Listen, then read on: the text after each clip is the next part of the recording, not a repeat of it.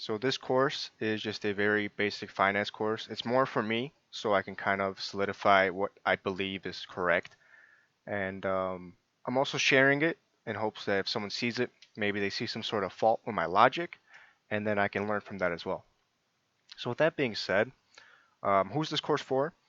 This course is for someone who is basically just starting investing, doesn't have any money saved up, or maybe you have a little bit of money saved up, but you want to know how to start getting into investing because you keep hearing about people talking about investing and investing, and you want to get in on it right now.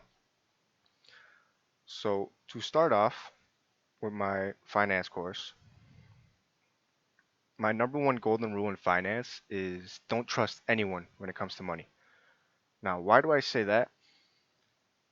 Here's a name that you might be familiar with, Bernie Madoff. Now, I'm not sure if you know who this is, but Bernie Madoff was I can't remember the position right now, but he was like the president of the Nasdaq. So this guy had a very high reputation. Everybody trusted him. Well, not everybody, but most people, when they thought of Bernie Madoff before he was caught, they thought that he was a trustworthy guy. But he ended up running one of the biggest Ponzi schemes, if not the biggest Ponzi scheme in the world. So this guy that everybody trusted, he's the head, he's basically the head of the stock market, for lack of better terms. And this is the guy that ended up, stealing everyone's money. So that's why I say don't trust anybody when it comes to money. Don't trust this guy. Don't trust some YouTuber like myself. I'll get into that later. Don't trust anybody. Always, and don't give anyone control of your money. Always keep control of your own money. Don't give it to some broker that tells you he's going to make you money or anything like that. So why else don't I trust people? There's been some reports, um, allegedly, that a few Shark Tank hosts, you can actually pay them, and they will, what's the word? They will endorse your product.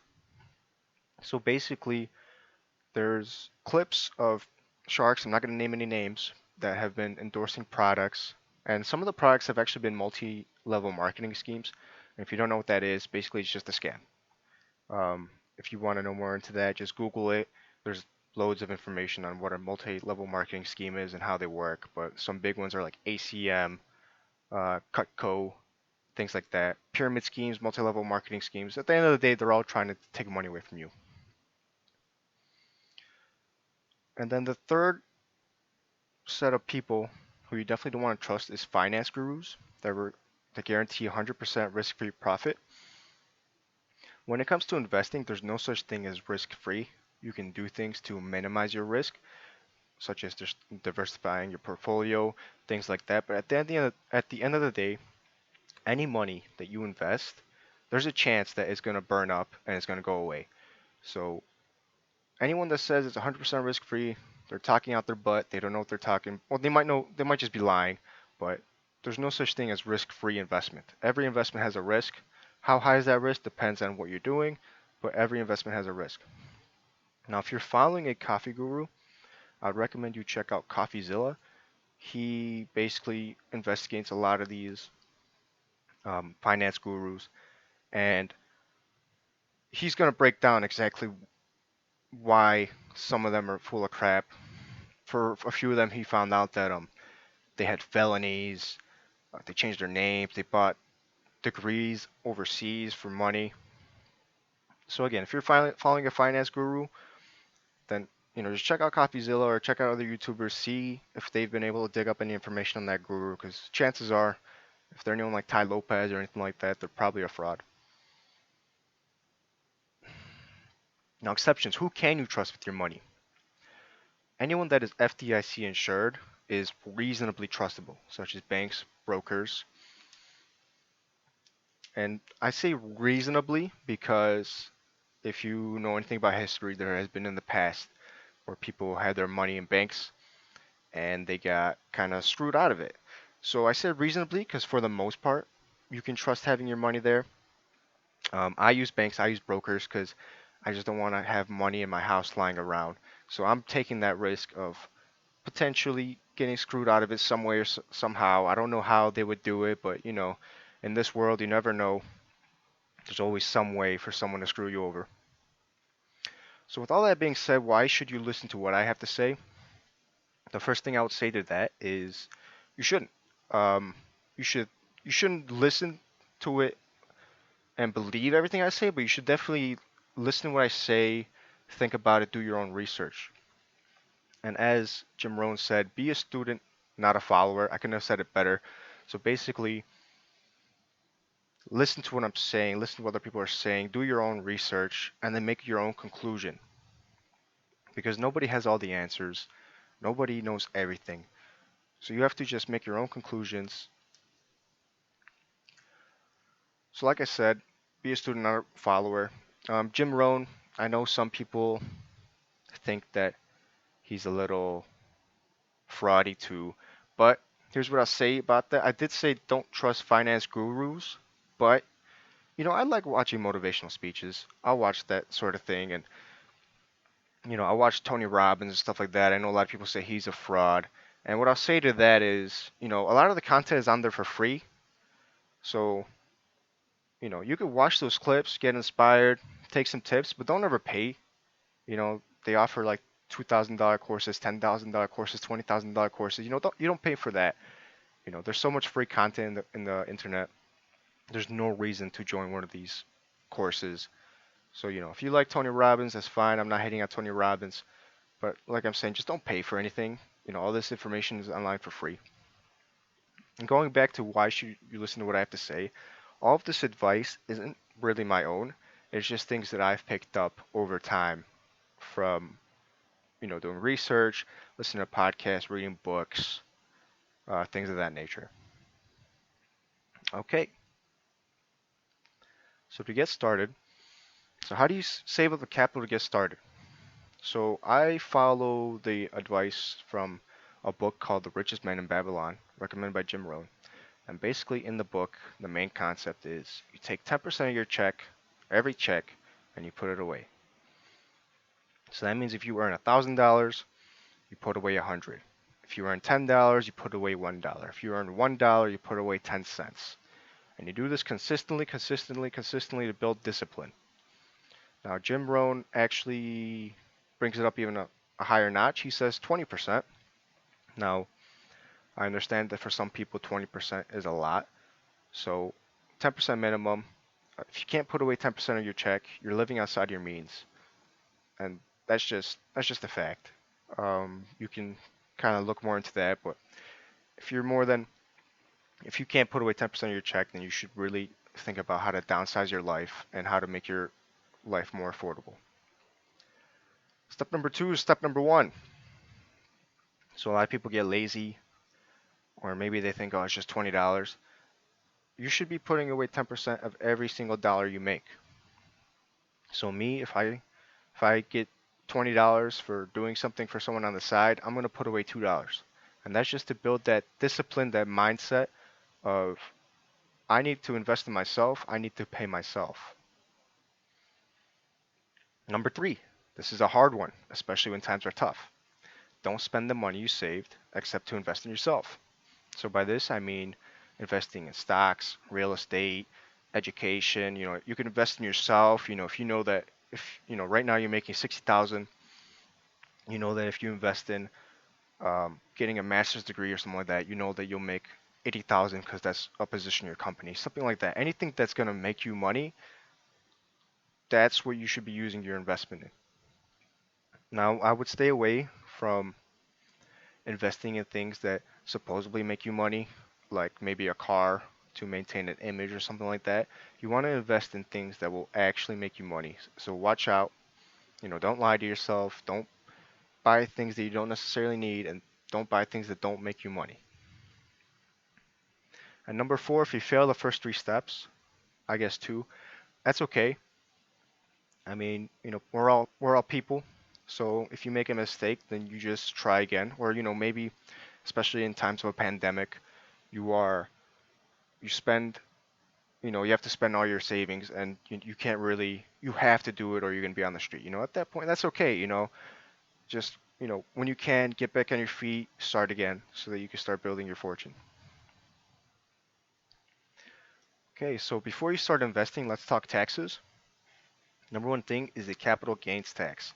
So I mostly deal with trading stocks and things of that nature. And here's what I will say.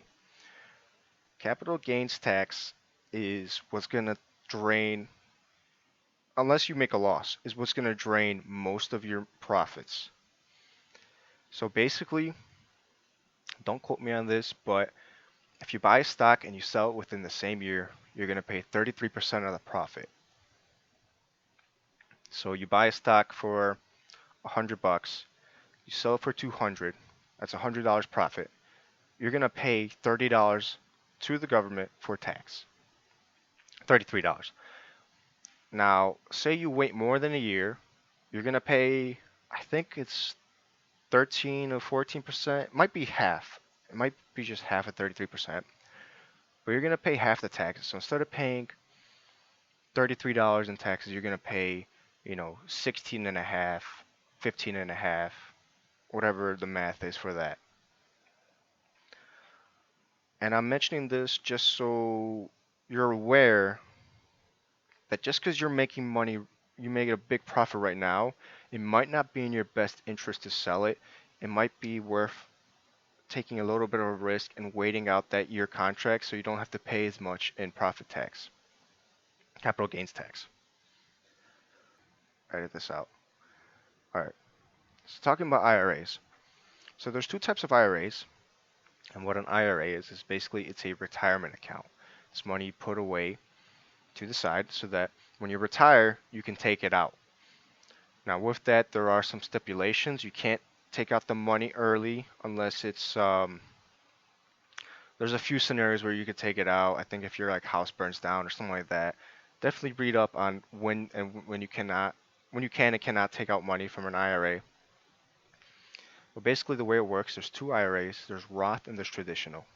So with the Roth IRA, you're going to be paying the tax up front. So say you put away $200 a month into from your work paycheck into a IRA. So what you're going to do is for a Roth IRA, you're going to pay the tax the day that you put the money into the account. So every time you put in 200, you're getting taxed. Over here, I think it's like 15%. Whatever you're getting taxed in your state, you're going to get taxed every time you put away money. Now for a traditional, you're going to get taxed once you take the money out. So so before your paycheck gets taxed, you're going to put away money into the traditional. It's going to go into the traditional. And then when you're 65, or I think for a traditional IRA, it's like 55 when you have to start taking the money out, you're going to pay taxes on it then. Now, which one do you choose, knowing that how the taxing works on those?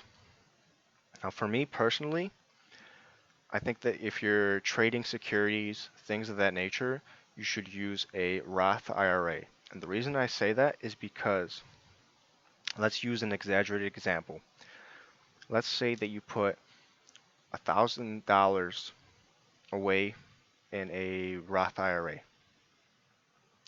And let's say you invested it in GameStop, because that's the big thing right now, or it was. So you invested in GameStop and you somehow made, $1 million, $2 million in capital gains tax. All luck. I'm not saying this happens all the time, but you got lucky and you turned a relatively small amount of money into a large sum. With a Roth IRA, you're only going to pay taxes on the initial investment. So that $1,000 that you put in, or that $20,000 that you put in, you're only going to pay taxes on that. With a traditional IRA, when you take out the money at retirement, you're going to pay capital gains taxes on whatever your investment is. So if you put in 20,000 and you at 65, a traditional IRA, you somehow grew that account to $1 million, you're going to be paying taxes on that $999,000. So if you're trading securities, or if you're trading something and you expect a capital gain tax, I would recommend using a Roth IRA. Why would you use a traditional? I don't know. Maybe if you're just putting away money right now and you don't plan on investing it, and you think that the tax rates now are lower than they're going to be in the future. So I guess that would be a reason to use traditional IRA. Again, very basic overview of Roth versus traditional. Things for you to look into. As you can see, I'm clearly not an expert on these things. So do your own due diligence, do some research. All right, next up is paper trades. So paper trades are basically fake trades. So you're making a fake trade, and basically what that lets you do is see, are you right? It helps you build that investor's gut. So say you have this idea, oh, I'm going to invest $1 million in Tesla, or well, I guess not $1 million. I'm going to invest $2,000 in Tesla because I believe in Tesla. Well, you can risk that money and see if it pays off, or you can make a paper trade. And basically, with a paper trade, I have one right here somewhere. So right here, I have two orders. They're fake orders. Um, they're both for about $20,000. One's for Tesla, one's for gold, and these are both ideas that I had. I thought, oh, maybe the economy's gonna collapse because of all the stimulus and all this stuff. So I'm like, oh, well, what would happen if I went all in on gold? And as you can see, today I went in and I'm down $140, which relatively speaking isn't that much. But that's not actually $140 that I lost because it's a paper trade. So that means I can go crazy. I can try I could try all my ideas, indicators. Oh, I have this trend line right here.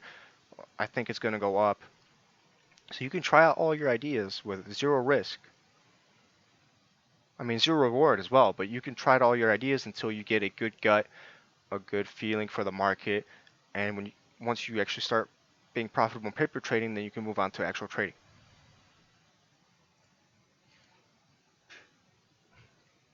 Two things that offer paper trades: TradeView. That's the thing I use for looking up stocks and stuff like that. It has other things on there, ETS, cryptocurrencies. I know Forex. I used a broker, I used a broker back in the day. I can't remember what it was called. It might have just been called Forex, but I know that Forex also has one for paper trades. I think they give you like $50,000 to start off in paper money. With TradeView, I know that you can reset your account at any time and get your $100,000 paper money back. In Forex, I don't remember if there was a way to reset your account. So once you blow through your $50,000, that might be it. Moving on, beware leverage trading. So leverage trading is a great way to turn your $10,000 bank account into a $1 million bank account. But it's also an even better way to turn your $20,000 bank account into a $4,000 bank account or a $0,000 bank account. So some examples of trading, leverage-based trading, is Forex, trading currencies, and shorting stock options. So right now, if you're new, I would definitely stay away from those two things because the way it works is with leverage-based trading, you might put in a trade for $1,000, but if the market goes in the opposite way, especially for a short, you could lose your entire bank account. So say you have a $50,000 bank account and you put in $1,000 and you don't set any stops. And then say you put it in today and the stock market drops to 15,000 points, 1,500 points. Well, your bank account is going to drain really quick and then it's going to take you out of the trade. So there's no way for you to make your money back. So then the next day, the stock market go way up as a response to the sudden drop. But you're already out the trade. You lost all your money. You're out. Now with shorts, I believe you can extend your trades. But still, for now, I would just recommend staying away from shorting. Stay away from Forex. Stay away from anything leverage based. Anything that can drop your account to zero and close you out and not give you a chance to stay in. some buying tips. The number one tip is do not use money that you have to use within the next 5 years.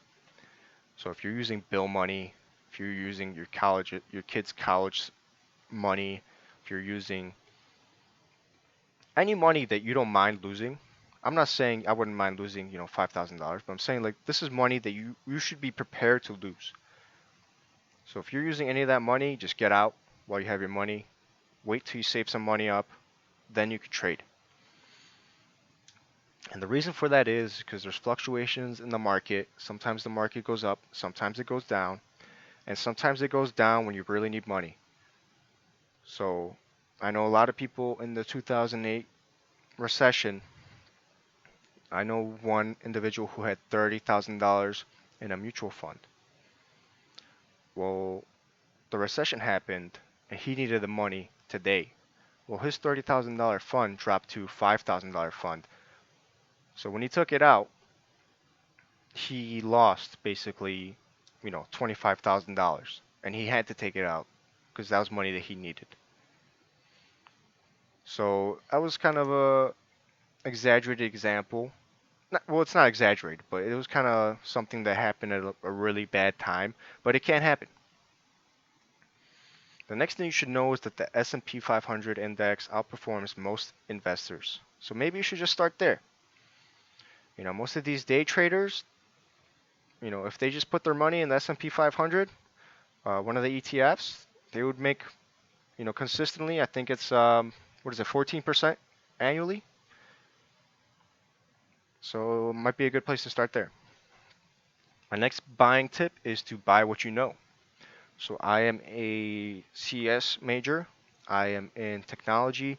I read a lot about technology. I use a lot of technology. So most of my stocks are technology based. Intel, AMD, Google before they got sued, Facebook before they got sued, Apple before they got sued, Amazon before they got sued. So yeah. So buy what you know. If you're a carpenter, I don't know if there's any carpenter stocks, but maybe buy some lumber mill stock or something like that. Or if you're a airline attendant, maybe buy some airline stocks because you're like you have an inside look.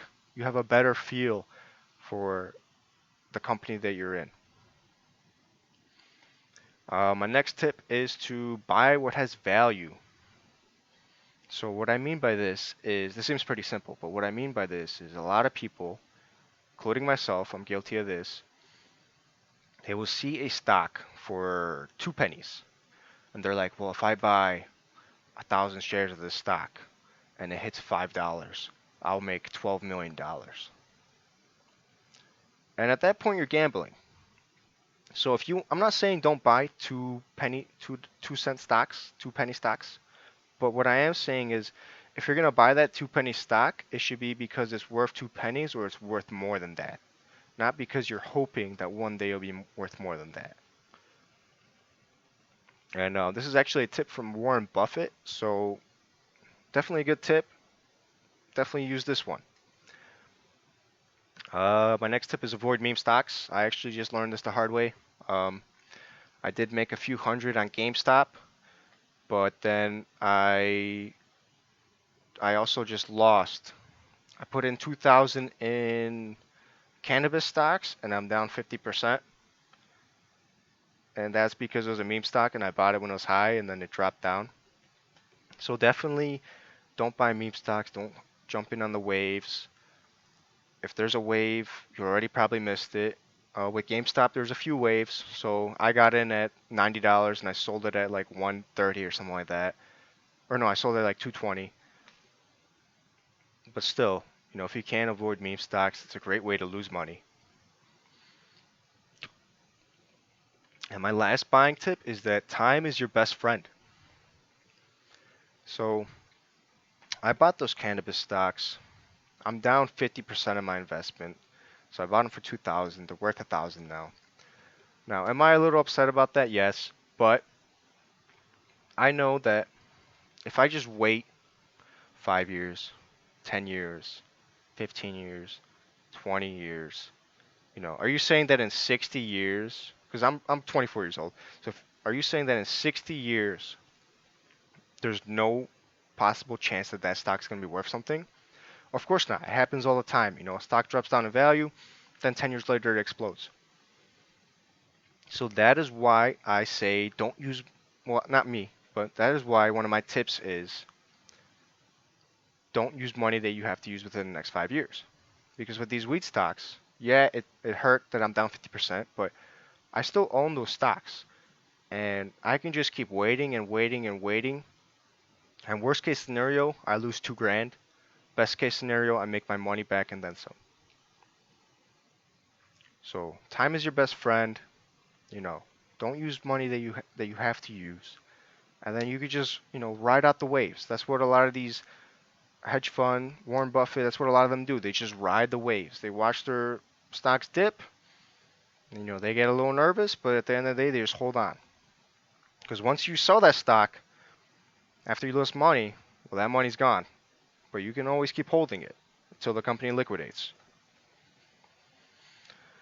And then moving on to the final section is choose your broker. So I would recommend that you do your own due diligence and pick the best one for you. But I'm going to name you some options and give you some resources to help you compare. So the two most common ones that I've heard of are Fidelity and Vanguard. I do have some links for comparing which one is better for you, depending on what you trade. So as you can see, Vanguard at a glance, account minimum $0, $0 commission, options have a commission, things you could trade, things of that sort. Fidelity, $0.65 per options contract, so that's less than Vanguard.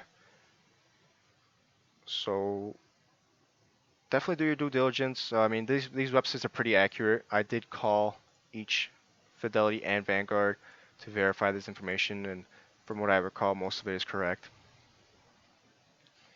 But definitely look into your broker, pick the best one for you, figure out which one has the lowest commissions, figure out the rules and regulations for each of them, the minimums, the annual fees. I think Vanguard has a $20 fee unless you subscribe to electronic mail. Webull is another good one I heard. It's kind of like Robinhood, if I recall correctly, where it's kind of like this online zero commission broker. I haven't heard anything bad about them. Robinhood, that's actually who I use right now. I am planning on moving my money due to the GME fiasco out of Robinhood, so I can't recommend it. I mean, if you have to use it, but I wouldn't recommend it just because, they just really did something scummy recently with the GME stuff, and, that kind of just ruined their reputation. So that's my course. Obviously, it wasn't much, common sense stuff, but I hope it helped you out. If you have any tips for me, drop them down in the comments. And thanks. Have a nice day.